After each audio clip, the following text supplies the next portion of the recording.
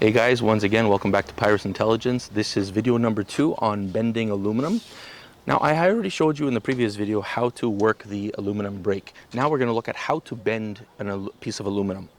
First thing is I have a piece of aluminum here. I have brown on one side, commercial brown, and I have white on this side.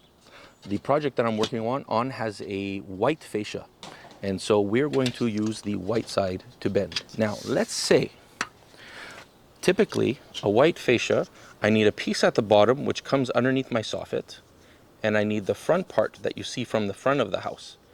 And what you don't always see is that usually there's another piece that comes up here, which goes up on top of the roof, and it's nailed from either here and screwed from underneath.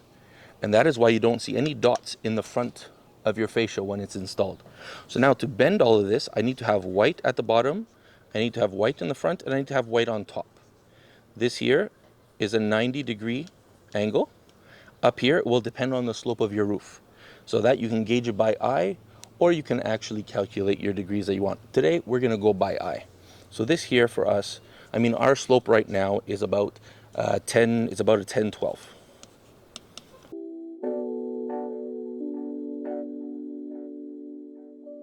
10-12 slope. So we're gonna gauge it by eye. I'm gonna show you how to bend that right now. So when I'm bending, I want to bend with my white side down because I'm going to be bending inward. So I want to be able to see my white from the bottom side. You won't understand that now, but once it's fully bent, you'll understand it. So the part that comes underneath and covers my fascia, I'm going to leave about 1.25 inches. So once again, my brake is there. I'm at 1.25 inches. I'll just make a line. In case it moves, I'll know exactly how to come back to it again without having to remeasure. I'll come to the other side and I'll do the same thing. 1.25 inches, and I'll make a line. Now, I'll put my brake on. See how it moved a little bit?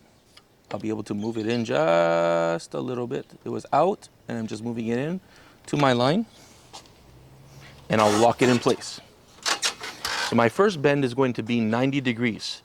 This is going to be the part that comes underneath the roof. So I'm going to grab my bar from underneath, and I'm going to lift it up.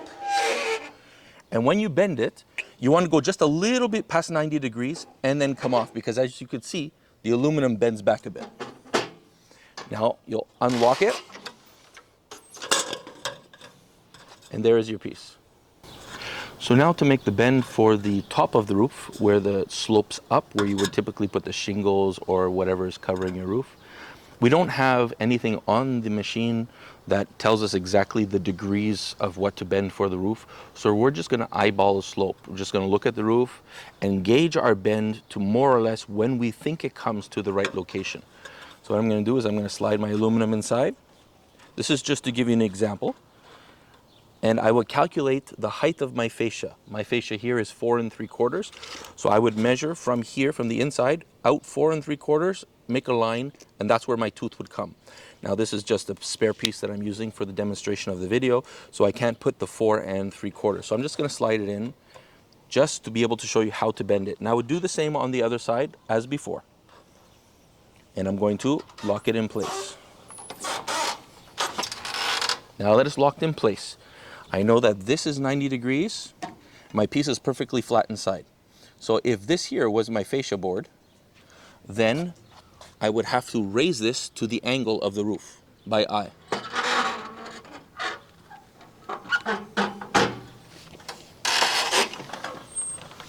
Now when I pull it out, there you have it. My soffit would sit in here.